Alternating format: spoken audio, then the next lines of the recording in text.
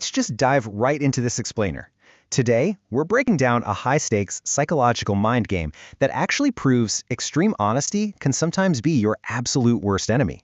We're unpacking the brilliant, twisted mechanics of a scenario where lies literally decide everything.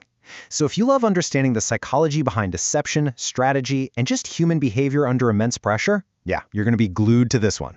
Imagine just going about your normal day. You're heading to work, taking care of your family, living a completely ordinary life. And then, suddenly you get a mysterious package containing a staggering fortune. 100 million yen, just handed to you out of nowhere. It sounds like the ultimate lottery win, right? I mean, a total dream come true. But here's the terrifying hook. This isn't a gift, it's a trap. If you participate in this uninvited game and somehow lose this money, you aren't just back to where you started. You are burdened with a crushing, lifelong financial debt of 100 million yen. You instantly go from an average citizen to carrying a burden that will literally ruin the rest of your life. Section 1. The price of extreme honesty. Now, to truly understand a scam, you really have to understand the psychology of the perfect victim. Our protagonist, Nao Kanzaki, is the absolute embodiment of innocence. She's so hopelessly honest that when she finds a single, practically worthless 100 yen coin on the street, she goes completely out of her way to hand it in to the police. I mean, even the officers are baffled by her. She prides herself on this honesty. It's a core trait her father instilled in her. On the flip side, we have the Liar Game Organization. This is a shadowy, ruthless, scam-driven entity that deliberately targets innocent, trusting people just like Nao to force them into these inescapable debt traps. So, Nao's pathological honesty is immediately put to the ultimate test. After getting home, she opens that mysterious box, and inside, 100 million yen in cold, hard cash, right alongside an iPad that dictates her new, terrifying reality. She is now officially a player in the liar game. The rules delivered on this iPad are brutally simple, but psychologically devastating. Step 1. Keep your 100 million yen safe. Step 2. You have a designated opponent who also has 100 million yen, and you have to steal their money within a 30-day window. Step 3. At the end of the 30 days, whoever has the most money takes the entire pot, and the loser gets slapped with that insurmountable lifelong debt. And for Nao, losing is simply not an option. She has a father in the hospital battling terminal, late-stage cancer with only months to live. Moving on to Section 2. The anatomy of a betrayal. When we're scared, we naturally run to authority figures. And scammers? They know exactly how to exploit that instinct. The scam here unfolds with just heartbreaking speed. On day 1, Nao finds out her assigned opponent is actually her former high school teacher. Relieved to see a familiar, trusted face, she asks him for help. On day 2, the teacher completely manipulates her naivety. He convinces her that the game is a total fake, just a scam by executives who are going to come steal the money in her sleep. So, playing the caring mentor, he offers to safeguard the cash at his house. Naturally, our overly trusting Nao agrees. Well, the devastating reality sets in shortly after.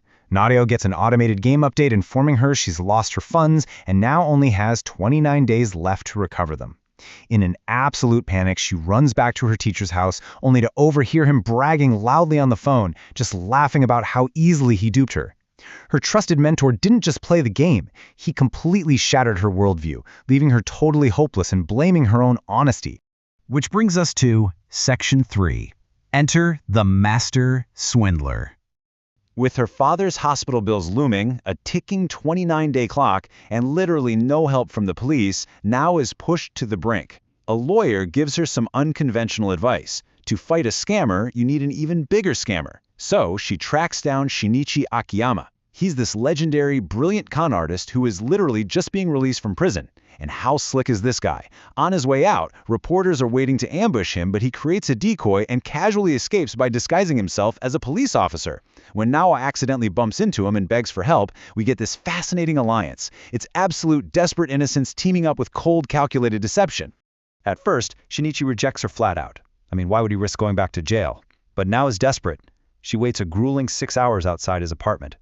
When some local thugs show up to harass her, Shinichi steps in, easily dispatches them, and finally actually listens to her story. He agrees to help her take down her corrupt teacher. But look, a master swindler doesn't work for free.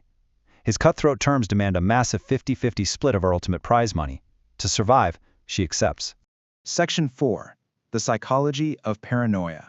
Now, the crucial turning point is how they transition from being terrified victims playing defense to going on the aggressive offensive. Shinichi and Nao march straight up to the teacher's house. The teacher smugly declares he locked her money in an inaccessible bank vault and literally laughs at their threats. But Shinichi? He initiates a brilliant psychological siege. First, he directly intimidates the teacher, loudly declaring he's taking over the game. Then, he implements constant, highly visible 24/7 surveillance. How? He literally rents the apartment right across the street.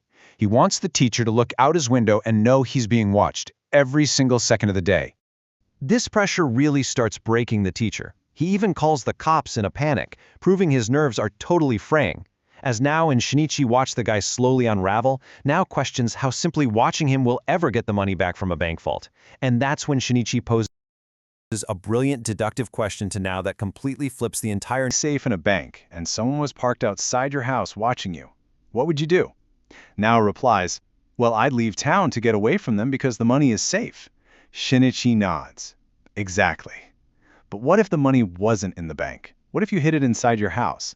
And it hits Nao. I would stay inside and watch it 24/7. Boom! This is the eureka moment.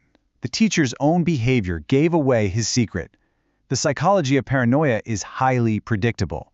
The teacher's absolute refusal to step outside his front door perfectly proves that the 100 million yen was never put in a bank vault. It's hidden right there, inside his home. The vault was a complete bluff. Conclusion: the ultimate checkmate. By understanding human behavioral tells and weaponizing the heavy burden of guilt and greed, Shinichi completely cornered their target without ever stepping foot inside the house. Furthermore, Shinichi deduces that since the game ends on a Sunday, a day banks are closed, the teacher's entire timeline was a lie. We've seen how extreme honesty falls into traps and how calculated deception can aggressively turn the tables. The psychology of the con relies just as much on reading human anxiety as it does on telling a good lie, but this leaves us with one massive, thrilling question for you to ponder before we wrap up. Now that Shinichi knows the money is in the house, what is his final move? How does a master swindler physically extract 100 million yen from a paranoid man who absolutely refuses to leave his living room? Think about the strategies we've discussed today and ask yourself, what would your next move be?